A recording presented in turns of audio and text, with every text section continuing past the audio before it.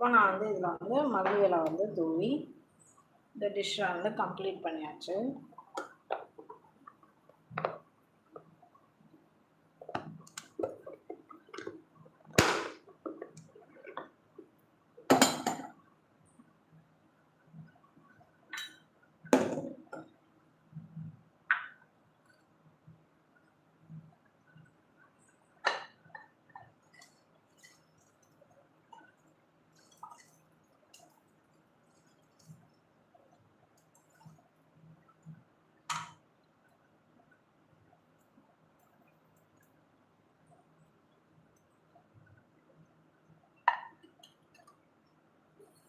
இப்போ வந்து பாருங்கள்,